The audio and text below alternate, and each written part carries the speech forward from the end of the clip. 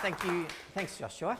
And can I just say, as somebody that's been lurking around this modern monetary theory crowd for about 18 years now, it's very heartening to see young people coming on board and actually taking up the reins of organising for a bit of activism around this stuff, because for many years, the people like Bill Mitchell, who is the Professor of Economics at the University of Newcastle, it's been a fairly lonely sort of road that he has trod. You know, I've been there with him at various academic conferences over the years where the people in the audience, I'm talking about academics and mostly economists, just didn't get it. And the frustrations that he's had to sort of endure over the years. And now we're seeing all around the world, a lot of people are starting to embrace this new school of economics, and we're actually experiencing a real paradigm shift. Now, I'm not an economist. I went to work with the COFE, the Centre of Full Employment and Equity that Bill Mitchell runs, in 2002, and I'm a political sociologist, and I'm a labour market political sociologist, and I was a specialist employment counsellor for the Commonwealth Employment Service here in Melbourne, and for about 12 years I worked almost exclusively as a counsellor with long-term unemployed people. And before that, before I got into the CS, I was a long-term unemployed youth myself back in the late 70s and early 80s. And so I got very interested in the politics and the rationale behind the sort of policies that the government was expecting these public servants like myself to carry out. Because once you got on the ground and we're talking to real unemployed people, and talking to employers and having a hands-on experience of how the labour market actually worked, most of the arguments about unemployment bore no resemblance to reality. And I was very interested, motivated to do a PhD. I did an undergraduate degree out at La Trobe in politics and sociology, and I focused on unemployment throughout that degree. And then I started shopping around for where I could do a PhD, and this was in the early 2000s, and there was nowhere in the country where I could find academics who actually thought unemployment was an interesting subject area. They all had other sorts of, you know, very abstract and highbrow things that they were pursuing, whereas we were, as a nation, we were being weighed down with the burden of mass unemployment, and had been for 30 years by that stage. And so that's why I eventually, more as a fluke than anything else, I found myself working in, I was working in a community agency in northern New South Wales as a community liaison officer. And one day this handbill came upon my desk advertising a conference, a two-day conference in unemployment. And I thought, oh, well, you know, this might be interesting. So I borrowed some money, drove down to Newcastle and attended this thing, and to my bitter disappointment, within the first half hour, I realised that it was an economics conference and that I was surrounded by economists. And I thought, oh God, this is going to be a painful couple of days hanging out with this mob. And then something really weird happened. They all had flown in, they were professors of economics, they'd flown in from all around the world. And one after the other was getting up, making arguments that there needs to be a major shift in priorities, there needs to be massive expansion of the public sector, and that there are ways in which we could eliminate unemployment. And I thought, this is just weird, you know, surrounded by, this isn't my experience of I did first year economics out at La Trobe, and that wasn't the sense that I got from the people that were teaching there. So anyway, I started doing my PhD and joined in with this research centre, and Bill Mitchell ended up being my PhD supervisor. So back in 1948, when the United Nations adopted the Universal Declaration of Human Rights, Article 23 of that document was a statement that everyone has the right to work. That statement was largely the result of the advocacy of the Australian delegation. That Australia was one of the leaders in the advocacy for the United Nations to include a Council on Economic, Social and Cultural Rights. Initially, the United Nations was just going to be a Security Council for resolving international conflicts. And Dr. Evatt led the smaller countries in saying that no, we want to be able to advocate and use the United Nations to help develop health and equity and social policies around the world. And one of the reasons for that was that the Australian government had adopted the right to work as its own position and had embraced full employment, and Australia was operating in a condition of full employment in 1948. And in order to bolster the chances of that being sustainable, they were trying to encourage other countries around the world to also embrace full employment, because unemployment can be used as a device for driving down wages and conditions, and that way you can have cheap labour in other countries would create economic problems in Australia, or so it was understood at the time. And so Evatt and the Australian Labor government were actively advocating for full employment around the world. And as part of that process, the incorporation of the right to work was one of the principles that are in the Declaration of Human Rights that really owes a lot of its heritage to the Australian contingent. So the right to work actually has a very long tradition as a concept. It was a central pillar of the labour movement of the 19th century. It sat alongside the 8-hour day, the right of workers to form trade unions, the right of workers to be able to have a vote and stand for parliaments, to sit in government. These objectives of the labour movement included the right to work, because when workers first started kicking around the idea that maybe workers could vote in their own governments made up of working people, that one of the first things they thought of as to what they would get out of that is that they could establish the principle of that people had the right to work, so that where governments, the private sector had employed all the people it needed, anybody that was surplus to that, the government would have a responsibility to employ those left over in dignified standards of employment. That's the concept of the right to work. The phrase was colonised or commandeered in the 20th century by employer groups in the United States who used the term to signify the opposition to the trade union closed shop. They call their opposition to the union closed shop the right to work. But really the original usage of the term comes from 19th century France initially. So there have been various episodes. So in 1848, there was a revolution and a provisional government was established, and the workers that were responsible for overthrowing the government demanded that they be given the right to work. And for about 4 months in Paris, this scheme was put into place. And it was declared as the right to work.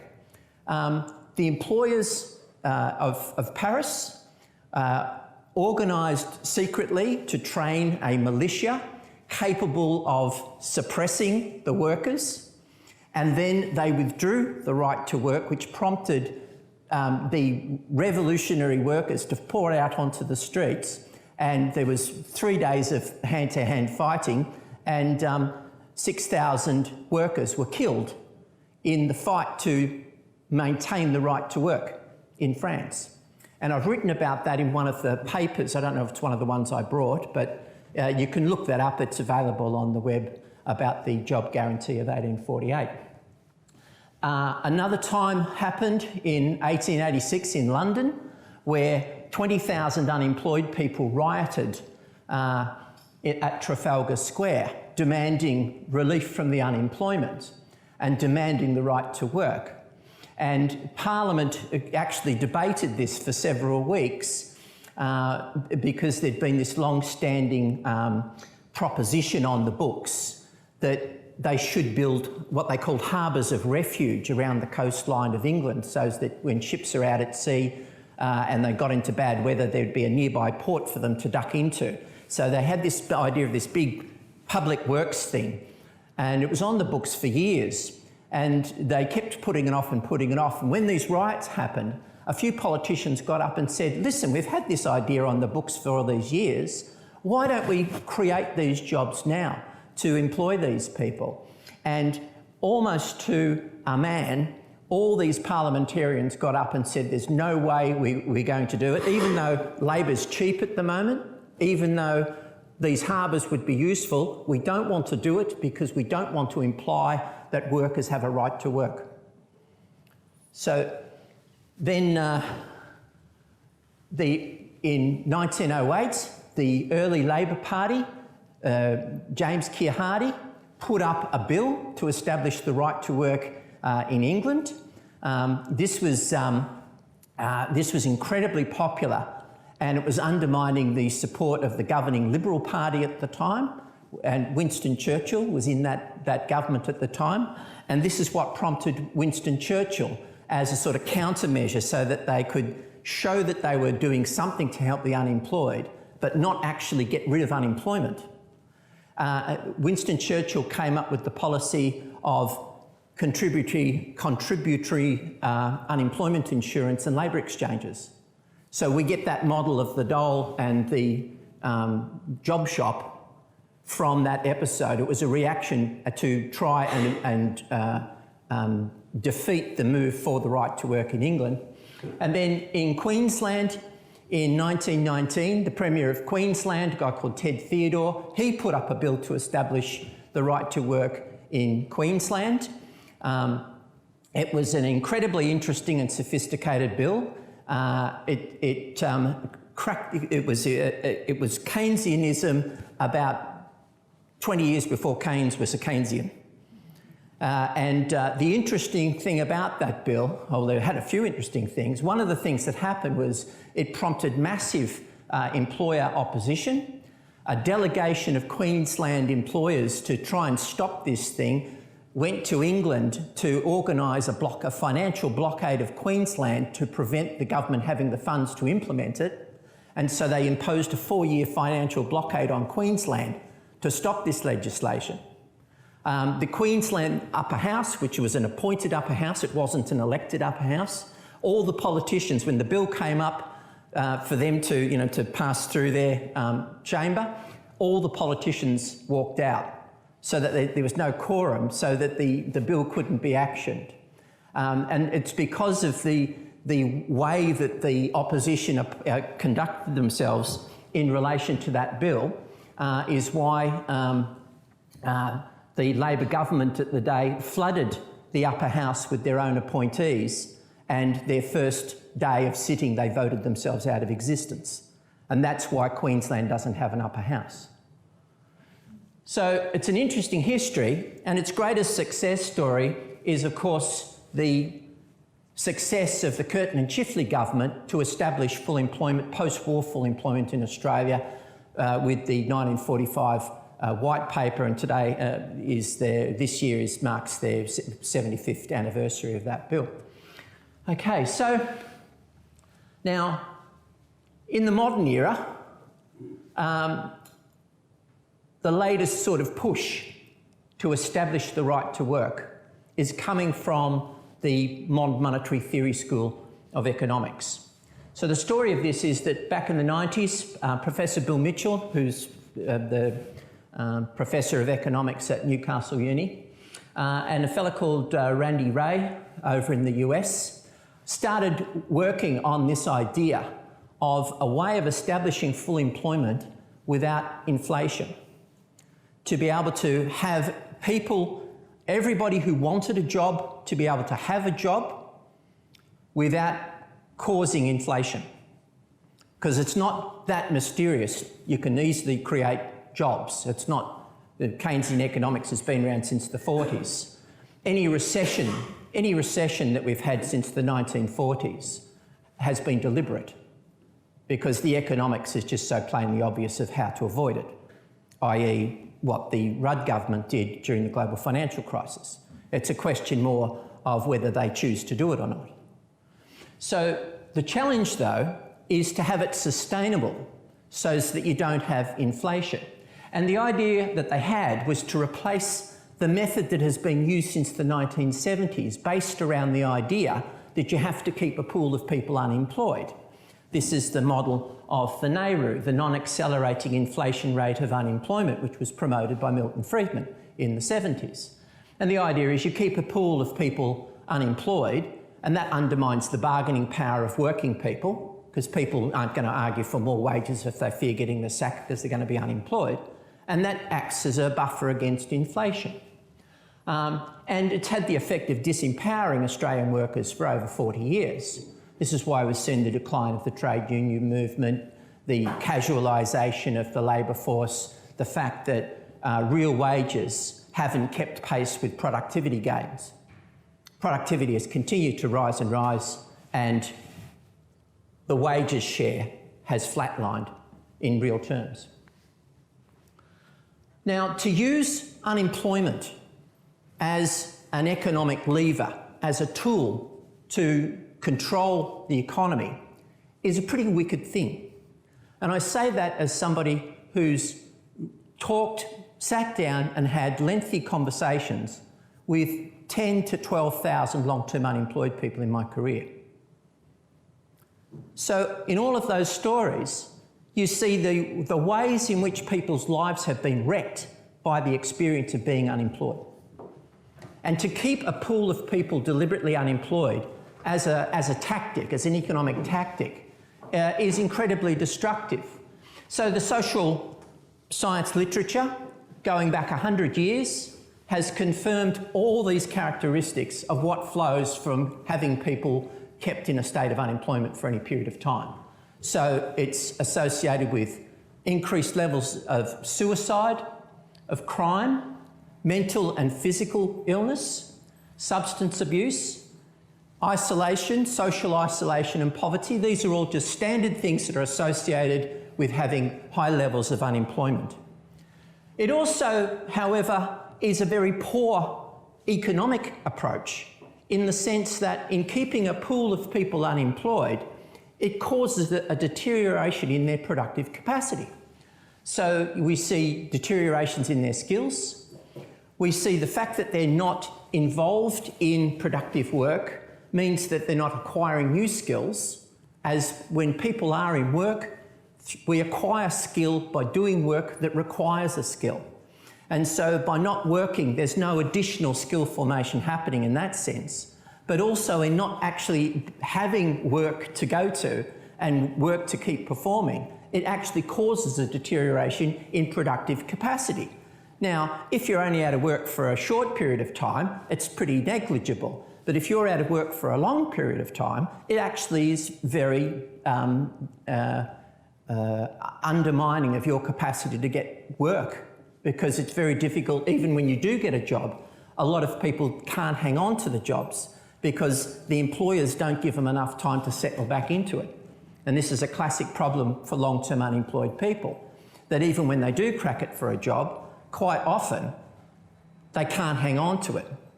And this has been a sort of a classic sort of problem. And because you have this lower skill formation, so when a recession happens, a lot of people get tossed out of work. When things start to pick up and there's growing demand for labour, that growth gets choked off because employers can't find the skilled workers that they want. And so therefore what they do is they start poaching experienced employed workers off each other. And to do that, they bid up the wages. And the employers that have those workers put their wages up to try and hang on to them. And so you see this wage inflation start to happen, even though there's masses of people still unemployed. And when they see the inflation happening, the central bank and the government treasury people pull back, put the brakes on the economy. And so you have these very slow returns to full employment or to a reasonable level of economic activity after a recession. The economists call it a hysteresis effect. I'll come back to that. Well, it works like this. Basically, when a recession happens, the people in employment shrinks, the unemployment and underemployment pool rapidly expands, and then all of these negative things happen, and then when there's the upturn, it's much slower to contract. And when you look at the graphs of unemployment, you see with a recession, they go rapidly up, and then it's just slow trailing off. I mean, if you have another recession, it goes rapidly up, and it trails slowly off again. So, in addition to that, considering all the suffering that goes on, the fact that it causes all sorts of undermining of their productive capacity, the other thing that happens in using a pool of unemployment as your counter-inflationary ballast, if you like, in the economy, is that you consume masses of resources in policing the unemployed and mopping up all the social dysfunction that arises from having masses of people living in poverty and unemployment. So there's nothing productive in that. The society's not really gaining anything from that. That's just trying to keep a lid on a bad situation that you've created as your counter-inflationary approach. But probably the worst, most egregious failure in terms of economic efficiency, if you're concerned about that, is all of the lost output of all that labour power that hasn't been used. So to give you an example, in December, there were 693,100 people officially unemployed. Now let's just say we gave them all 20 hours work a week, paid work a week, to do something useful. So we're talking about 13.5 million hours of work in that 1 week. If you think about what could be contributed to the society by actually making use of that labour power, because when the week passes and you don't use it, you've just lost that opportunity. You've just foregone the potential creation of wealth, community wealth, real wealth, making stuff, providing services. Over a year, we're talking about 250 million hours of work. And it doesn't take much imagination to think what we might have achieved as a nation if we had been constructively using that labour power for, say, the last 40 years, where we have just been squandering it. And we've been doing that as a counter-inflationary device. That's why we've been doing it. Total and utter waste. So the job guarantee idea that Bill and Randy Ray came up with is to create an employed buffer stock rather than an unemployed buffer stock, so that when there is a recession and people lose their jobs, they flick over into this pool of jobs that are sitting there on the shelf ready to go whenever anyone's unemployed. And these jobs are paid at the federal minimum wage, and they're fixed at the federal minimum wage. And the reason for that is that as well as you wanting this pool of jobs to be available and to expand rapidly and efficiently when there's a contraction in the economy, you also want it to contract efficiently. You don't want to have employers here having to offer higher wages to bid these people out of these jobs back into the system. You want it to be an efficient concertina, if you like. And that's how you don't have inflation. That is how you can have full employment without inflation. That's the concept. And so you have a more efficient spare labour supply because these people have been kept in work. They've kept a decent standard of living. They're not living in poverty. They're going off and working every day. They might be being trained in new skills. Maybe they've lost their jobs because some industries collapsed. So this could be an opportunity for them to be employed and retrained in a new sector of the economy. So in order for this system to work efficiently, Now, I don't know, can I just ask people, have you encountered this concept before? Have you heard of the job guarantee before? And would you say that you had a reasonable working understanding of what's proposed by the job guarantee? Okay, so there's a few who haven't, all right, so it's a new idea to a few people. Well, anyway, for those who have some grasp of it, I might just suggest that for this thing to be an effective labour market stabilisation system. So that's what the job guarantee is. People think it's a job creation scheme. It's not a job creation scheme. It's a system for stabilising the labour market so that there will be times when there's very few people in this pool of jobs and most people are in just mainstream normal employment because the economy is booming along. But for whatever reason, there might be a contraction in the economy, something might happen. There might be a major price shock like to the oil, like happened in the 70s.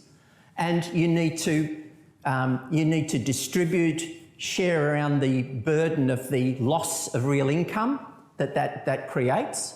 So what happened in the 70s was we had the OPEC oil shock happened, the price of oil quadrupled, and so it put up the price of just about everything that we used because oil is used in so much of the production processes, in plastics, in lubricants, in transportation and all sorts of things. And so the price of everything went up, which meant that everybody was taking, as a nation, we took a cut in our real wages, in what we would get for our money if we bought stuff.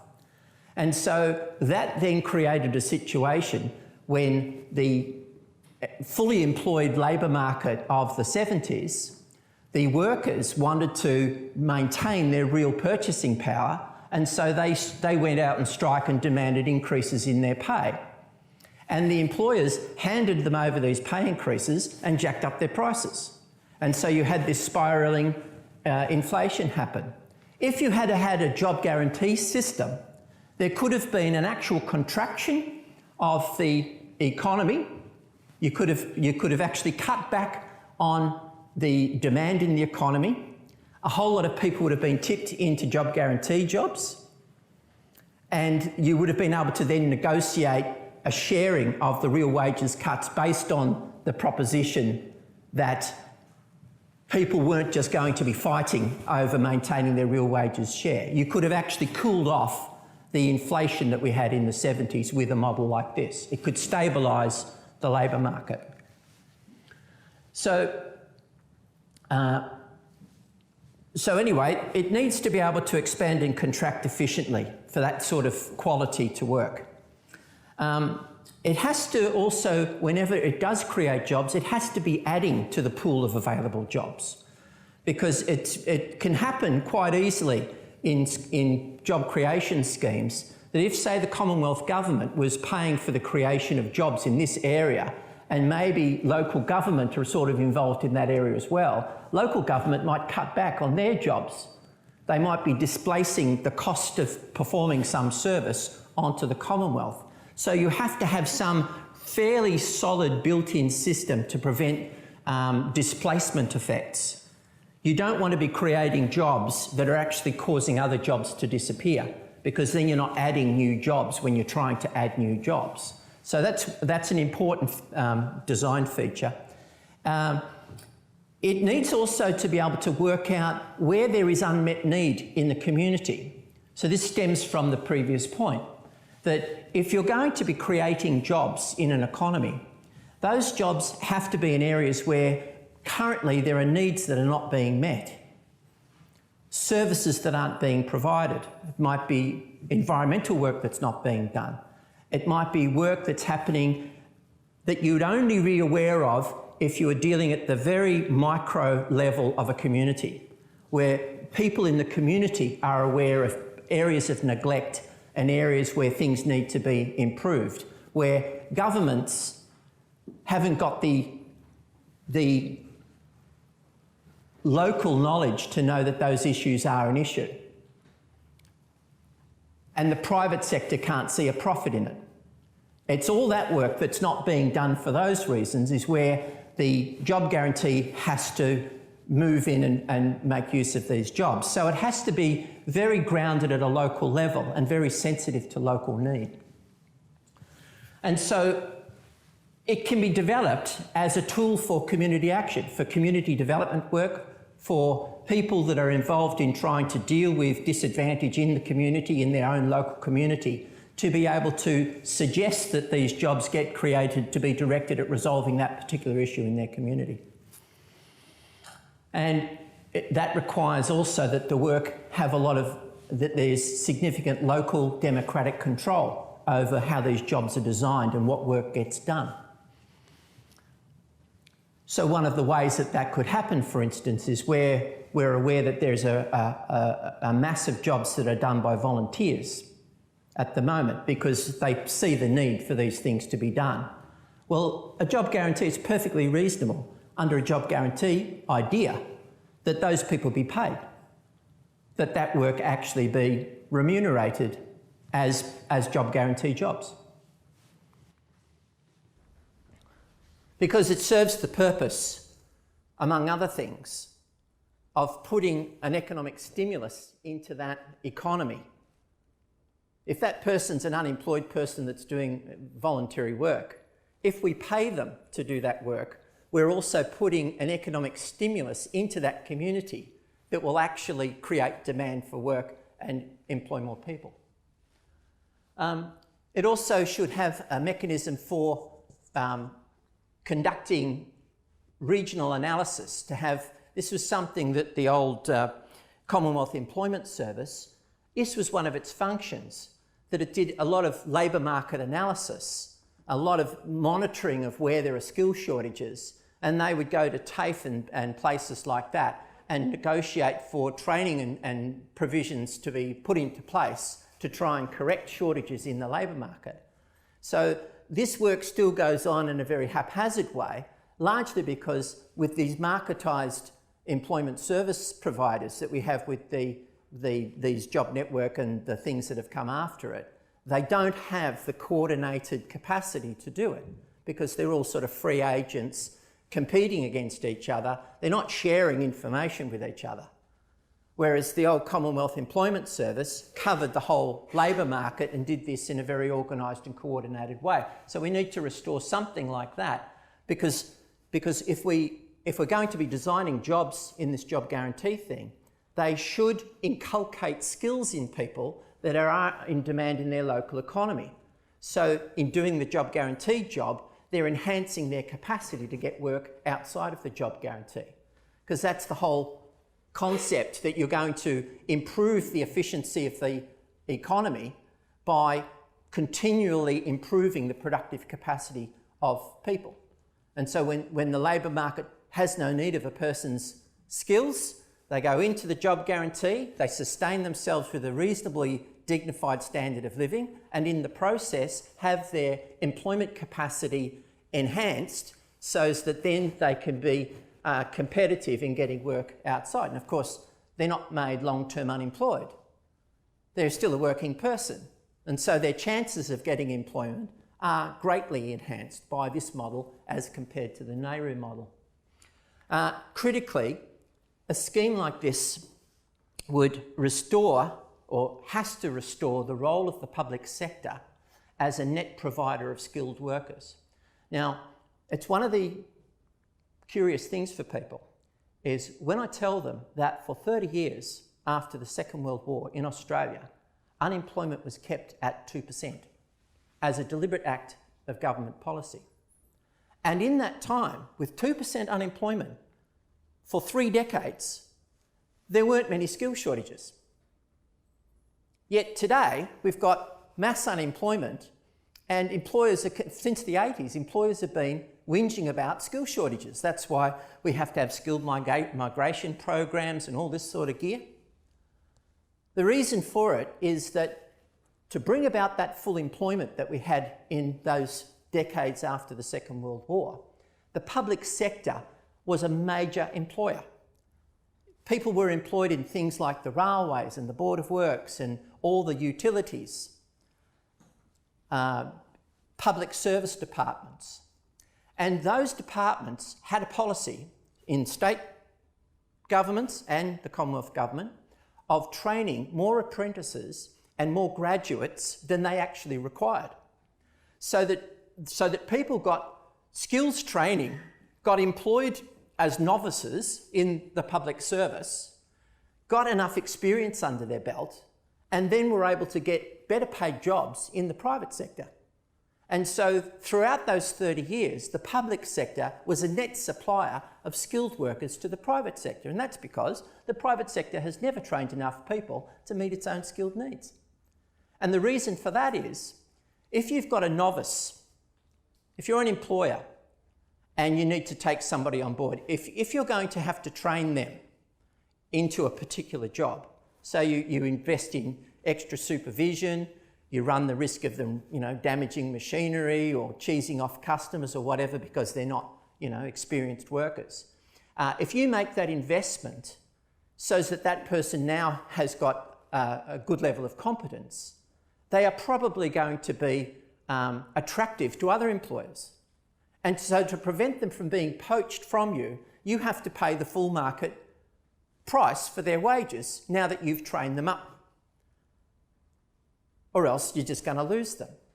And so all the employers in Anglo-style countries like Australia and England and the US and that, they all adopt the practice. They say, well, if I'm going to have to pay market prices for this worker, once I've done all the investing in training them, I might as well just go straight to the market and hire somebody and not bother with running the risk of all the training. And because they're all taking that approach, no one's doing any training. And that was the role that the public sector filled all those years when it was a major employer. And it was a major employer as part of the strategy for keeping unemployment under 2%. So the job guarantee idea is to have it become a net supplier of skilled workers back into the mainstream labour market. So the basic idea is that workers, people of working age would be entitled to the balance of 35 hours of paid work a week, performing work of benefit to the community. There would be an interim work-tested income support, like New Start allowance, whilst the details of the work was being organised for them. It would be this pool of jobs would be integrated with a public employment service. I personally would advocate for the eradication of the marketised employment services system and the re-establishment of a public employment service that didn't have a function in terms of policing unemployment benefits or anything like that, just as purely as an employment service that's working out, what the skills of people are, what employers require to fill their job requirements and making the connections. That should be its only function. It would be a platform for assessing and developing the national skills base, because if you're running job guarantee jobs, the supervisors on those jobs are seeing people working, understand what they're capable of and what they're not capable of, being able to organise training to develop them or whatever. When it comes time to try to match those people to the requirements of employers, they're working from an actual, real, observed situation.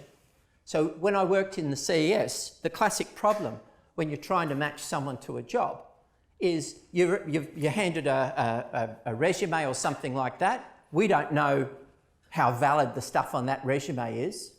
The employers describe what they require. Usually it's minimal in terms of what information they're giving you. The whole process of trying to match people to jobs is almost impossible. I mean, that's the truth of the situation, that labour market brokerage is almost an impossible act to pull off.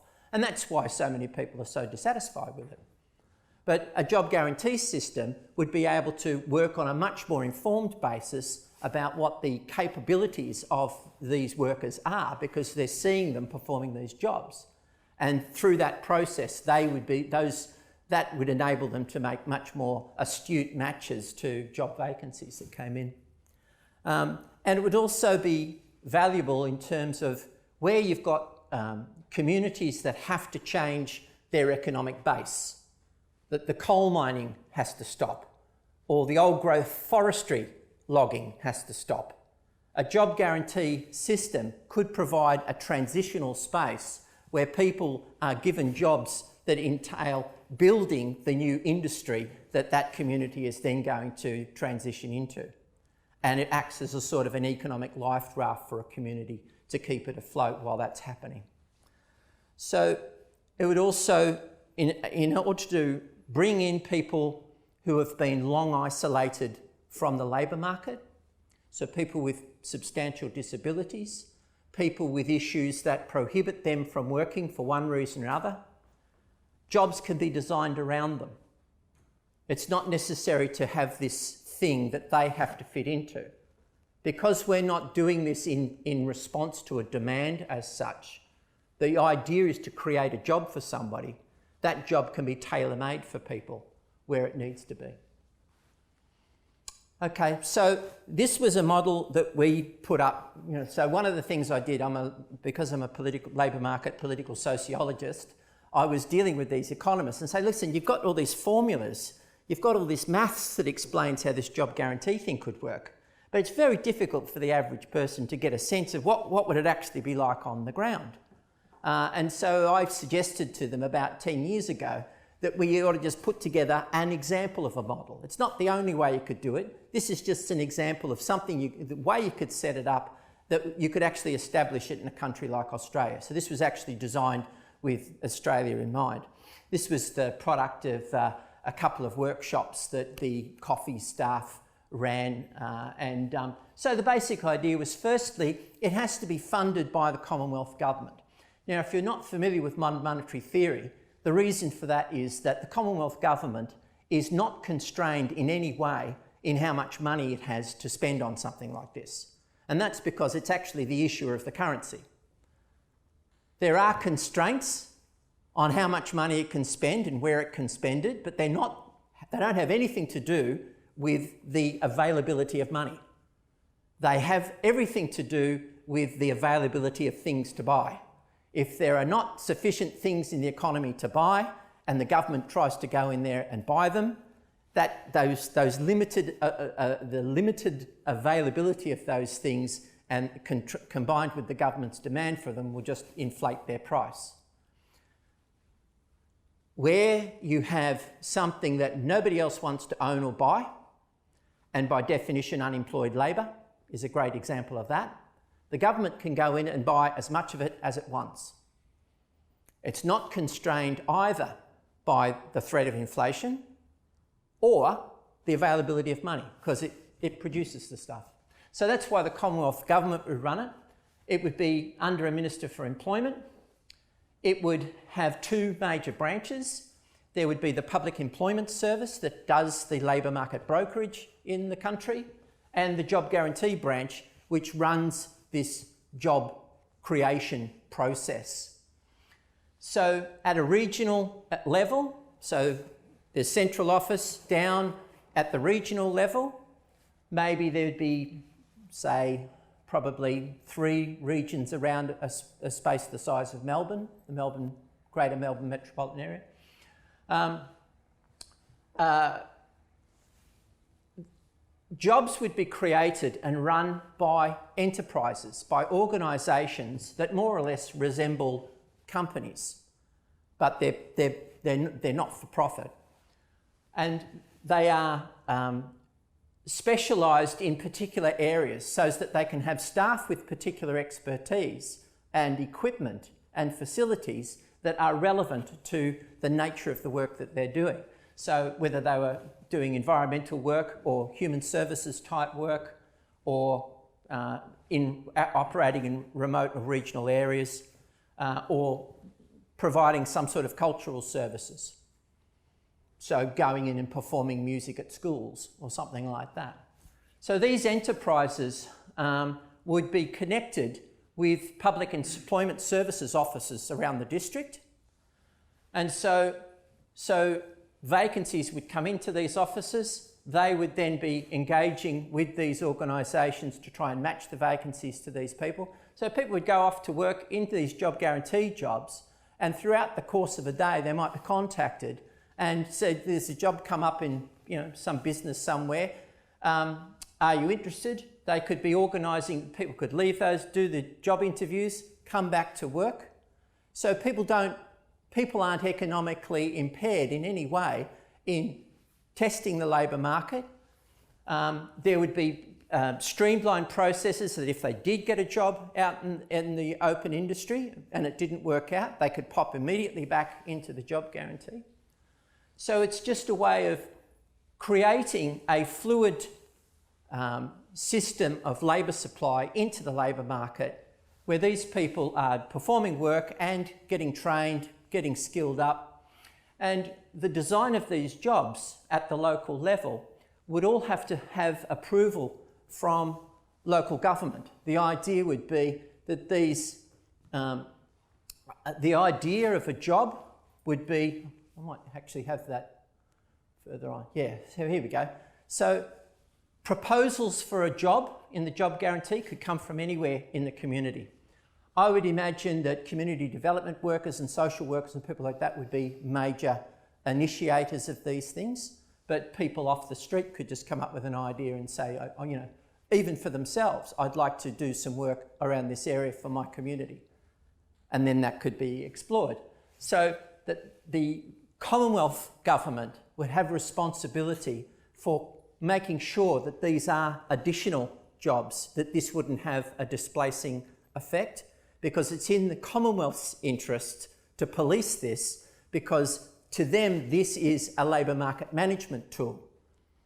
They're not really that concerned what's going on in the community. They're just making sure that these jobs are additional and that they also have a skill formation function that's serving the needs of the local population, the local industry. So they would come up with a design for a job or a service based on the suggestions that they've had from the community. And then that would then be sent to the local council for the council to decide whether it's okay or not, because they would have the sense on the ground of whether this is stepping on someone's toes. It's all very well that you want to put a bicycle path in through some park, but the locals mightn't want that. So it would be then the local government would be then adjudicating and would listen to representations from local businesses that says, I don't want people doing this because that's going to affect my business. Well, okay, the council would have the power to say, no, we're not going to do that sort of work. And so it's a sort of a checks and balances system. So they can either approve it or suggest amendments. And then once that design for that job's been determined, that would go to one of these job guarantee enterprises and they'd implement it. So they would have permanent staff, they would have trainers, they would have coordinators, they would have people that are organising equipment, whatever's required. So it would be quite an investment to run something like this. And when there's like a recession, so this skeleton would exist on a permanent basis. And let's just say there's a recession happens, they would start putting people together in teams, performing these functions, performing these jobs throughout the community. And they would be training people to go into these things. They would be auditing the system and monitoring it so to protect against fraud and all sorts of things that could happen in these situations.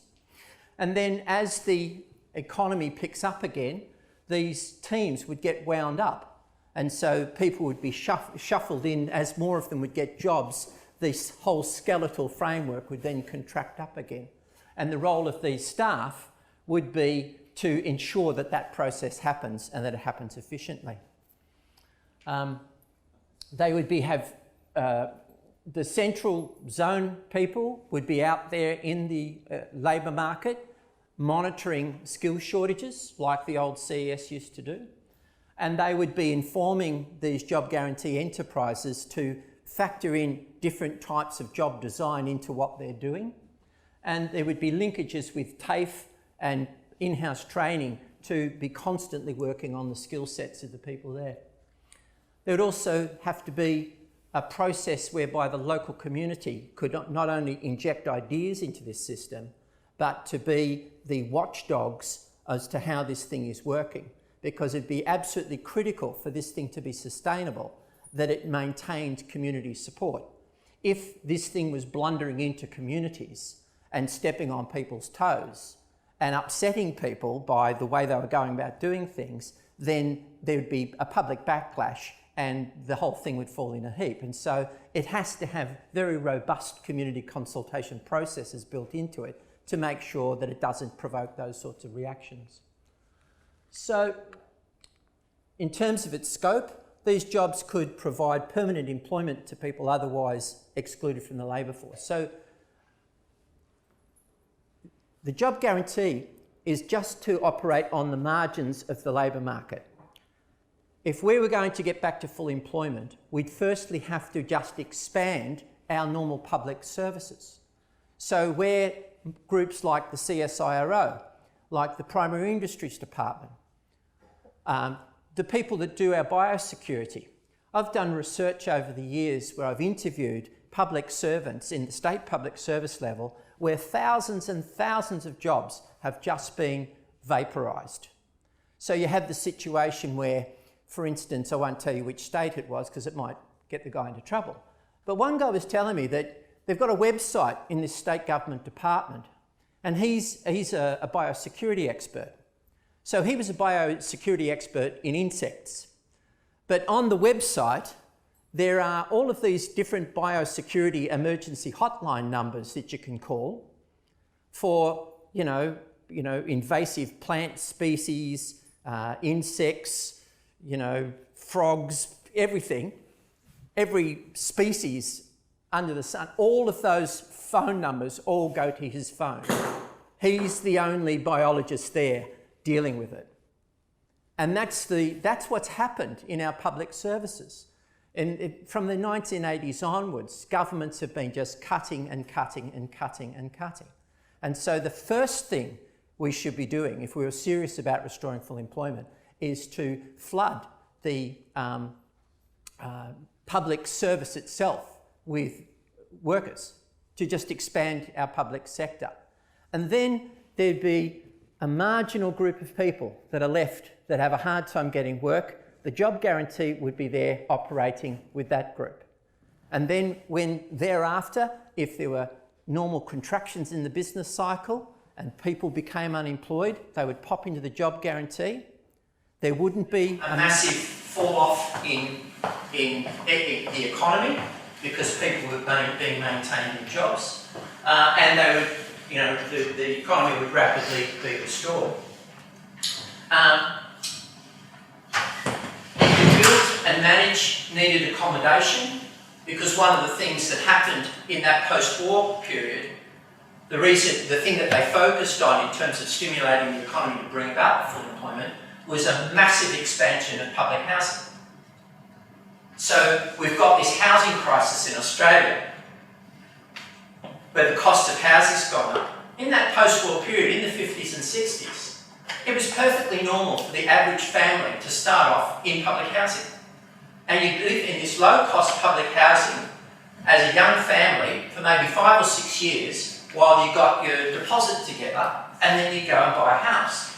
And because so much public housing was being built, and there were so many workers being trained as novices, as apprentices, to build this public housing, there was a readily available labour supply in the housing sector.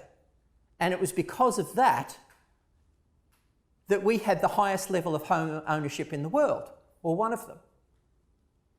The reason why we don't have it anymore is that since the 70s, we have been cutting back on the public sector. We cut back on public housing. And now it's only a very small portion of the population that gets to live in public housing. And we have 10-year, I don't know what it's like in Victoria, but the waiting list in New South Wales is 10 years to get into public housing. So we can address environmental issues, build new public amenity, and even out the boom and bust. So, well, I think I'm going to pause now and take some questions, but so just in summary, I'll just say that the use of labour underutilisation as a labour market management tool is a breach of human rights. We've all had our human rights assaulted for 30 years, 40 years. And it's been done as a deliberate tactic, as just a form of economic management. It undermines our living standards. It denies us the use of millions of hours of work that could be done to be improving our society.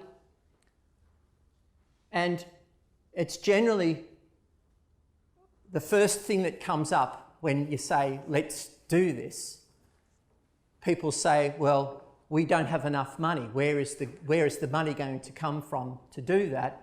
And those of us that have got our heads around modern monetary theory know that that argument is basically false, that there's no problem with finding the money to do this. That isn't the issue at all. A well-designed job guarantee system could be an engine for rising living standards and social equity.